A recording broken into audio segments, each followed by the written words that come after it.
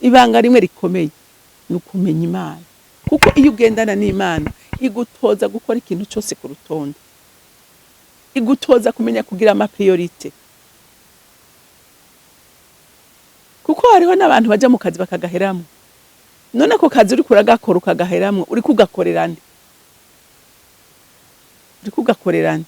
Kuko wari kugakorera ngo ugakore kubw'umuryango wawe. None umuryango wawe igihe udashaka kubona ngo binjoyinga ivyo uri kurakora bibabera inyungu bimaziki.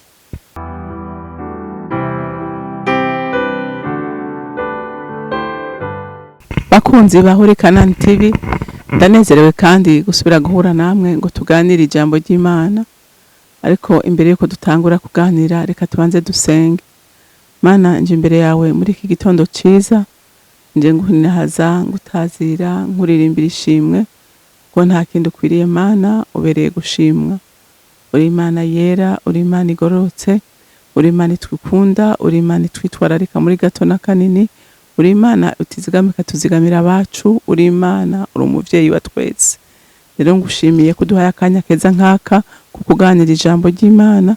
Ndasavye mpwemu yera ngo umano kubane natwe kandi tugiriye neza, kugira ngo ijambo ryose n'igikora cyose gikorekera hano kibe gihesha icubahiro izina ryawe.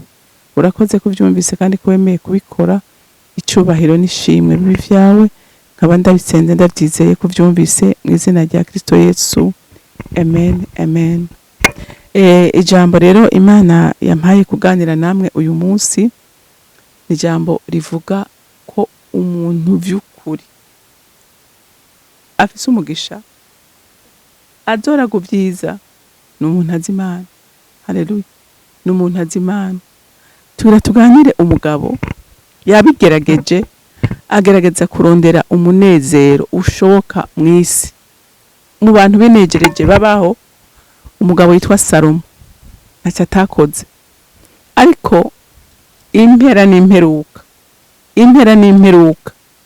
ikintu yabonye cikimazi, yavuze ngo itanguriro ry'ubwenge ngo nukumenya Imana.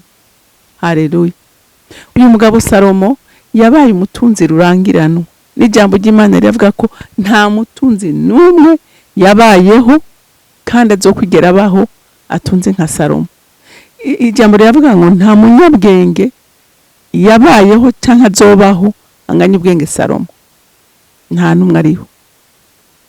Rero amajambo yavuze, imigani yaciye, indirimbo yaririmbye, ibintu byose yanditse ni ibintu afitiye experience. Burya hariho ikintu umuntu akubwira yaragisomye canke yumvanye uwundi muntu, ico kintu nta bushobozi kigira. Ariko igihe umuntu agushingira intayi y'ubuzima bwiwe, iyo ntayi irakora, iyo ntayi bikomeye cyane, kuko abakubwira ibintu azi yabayemwo, yagendeyemwo, yakojeje kamaboko. Reka dusome mu musiguzi, turasoma gice ca mbere, duhere ku murongo wa mbere dushikane ku murongo wa 11. Haravuga ngo mu bintu byose nta kimazi.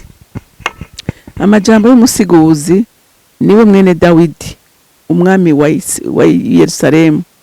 N'ubusa gusa, niko umusiguzi avuze, n'ubusa gusa, byose n'ubusa.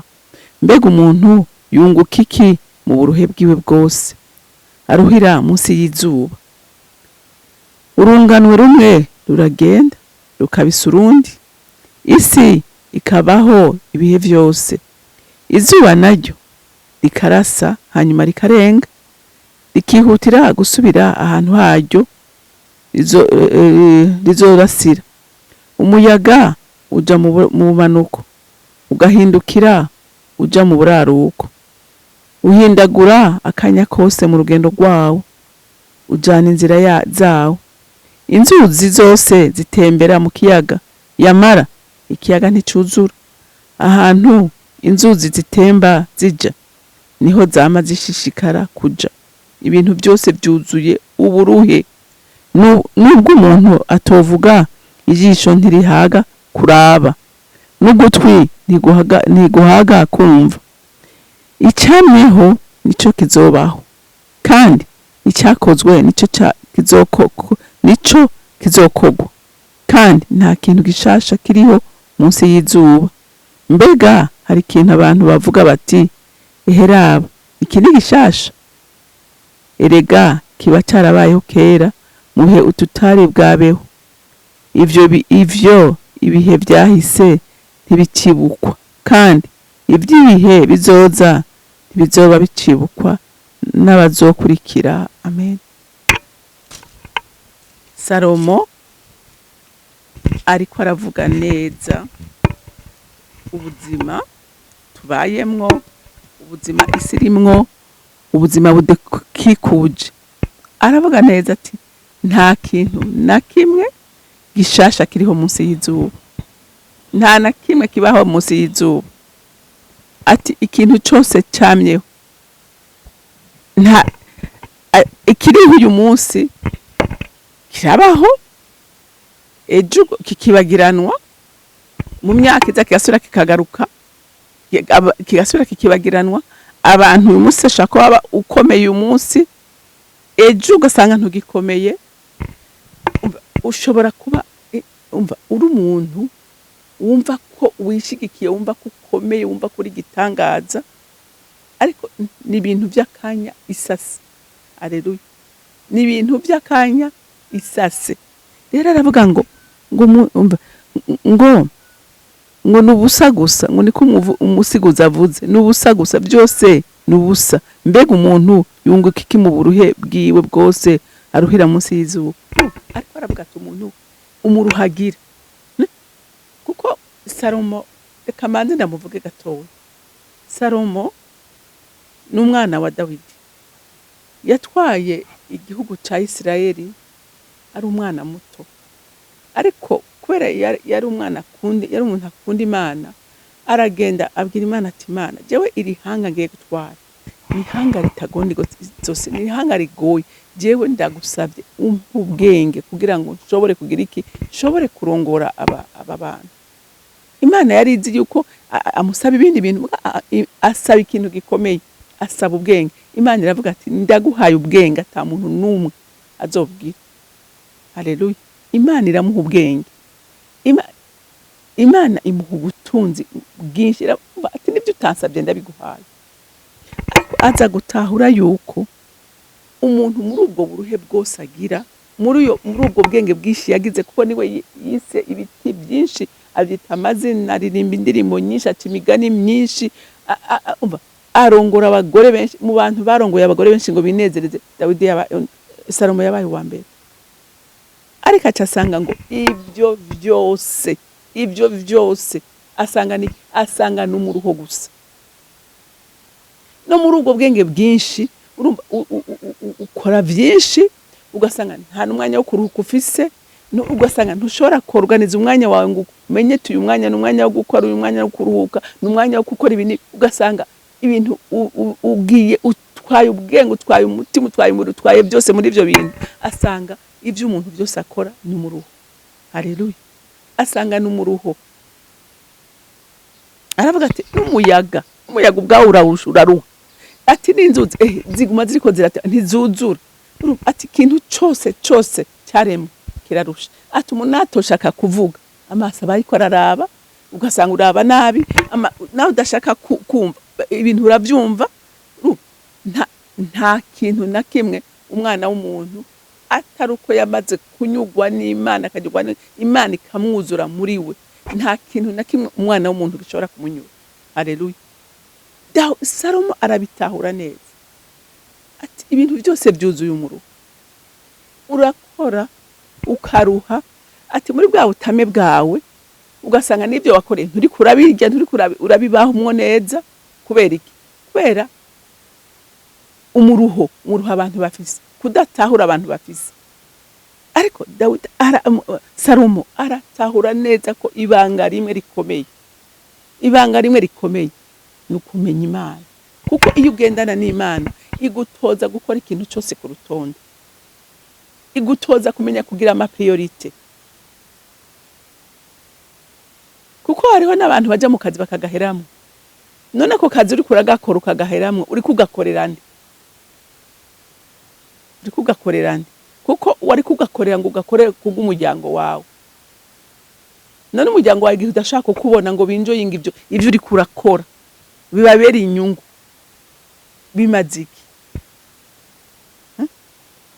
Bimaziki igihe ukora cyane n'amagara yawe ntushore kuyarinda.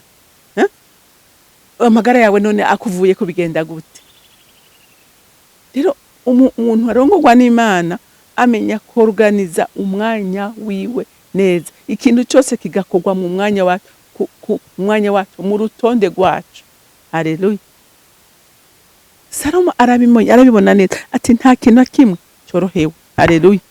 Haleluya. Kandi nta gishasha kibaho, nta gishasha kizoza. Ntuzuvuge ngo uri umunyabwenge urutabandi. Abanyabwenge barahabaye, abakozi bazi gukora barahabaye, batunze barahabaye, mugabo harabahejeje nabi, abatemeye kurongorwa n'Imana bahejeje nabi, ariko abemeye kugenda mu rutonde rw'Imana bagaheza neza. Haleluya. Kuko bamenya kurongorwa na ikabatondekera umwanya neza. Haleluya. Salomo rero aramenya ko munsi y'izuba nta gishasha kibaho. Amen. Ati byose byuzuye umuruho. Izuba ryama ryaka ikarenga rigasubira hahandi, ikintu cyose gisubira hahandi. Rero umuntu ni wateza kwiyajista. Haleluya. Umuntu ni wateza kwiyajista kugira ngo ashobore kugira iki, kubaho ubuzima bumeze neza. Aramenya ko itanguriro ry'ubwenge nukuroranirwa n'umugisha uramo. Haleluya. Nukumenya Imana. Rero nahawe nawe muntu w'Imana uyu munsi uhitamwo neza.